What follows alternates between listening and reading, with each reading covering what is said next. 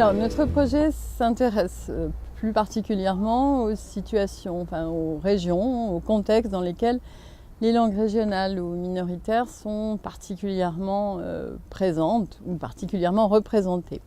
On sait que dans ces régions se posent toujours des choix de politique linguistique, des questions de choix éducatifs, et que les décideurs, les formateurs, les enseignants ont souvent beaucoup de difficultés à réaliser ces choix et aussi à assumer parfois le quotidien dans les classes. Donc, d'autant que dans beaucoup de ces contextes, comme par exemple la Catalogne ou certaines régions de France, il y a une forte immigration. Ce qui fait que les classes sont très hétérogènes et que ça pose encore des difficultés plus importantes du point de vue linguistique et langagier aux enseignants. Alors, on a pensé qu'en termes à la fois de formation et aussi d'aide à la réflexion et à l'élaboration des choix linguistiques et éducatifs, on pourrait préparer un kit didactique à destination des enseignants, des décideurs, des acteurs de ces contextes. Ce kit comprendrait d'abord une sorte de cadrage théorique, informatif, explicatif, permettant aux acteurs, décideurs de mieux faire les choix. C'est-à-dire d'apprendre à analyser leur contexte, le cadre dans lequel ils travaillent, de voir quelles sont les langues qu'il faut travailler en priorité, comment introduire les langues régionales ou minoritaires dans la classe, quelles activités.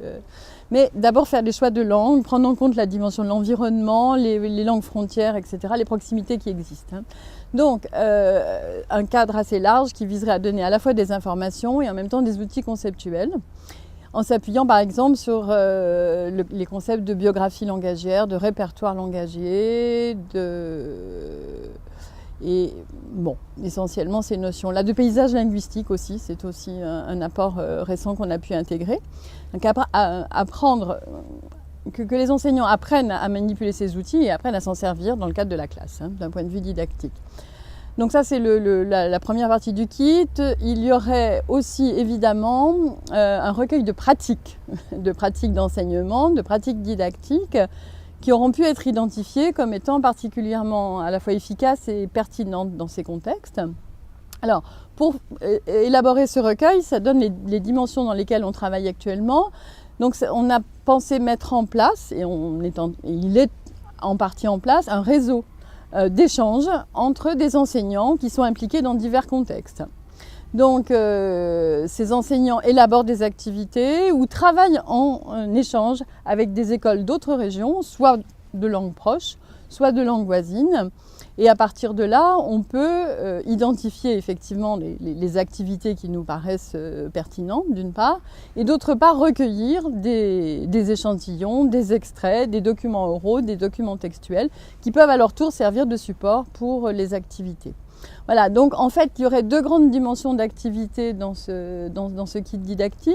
Des activités qu'on appelle de type interlinguistique, c'est-à-dire qui vont viser la comparaison, l'étude des comparaisons entre les langues, qu'elles soient proches ou plus lointaines, et des activités d'intercompréhension, à la fois à l'oral ou à l'écrit, et qui, notamment pour les jeunes publics, les élèves du niveau primaire et début de secondaire, qui est le public cible des enseignants, sont assez innovantes, notamment dans le domaine de l'oral.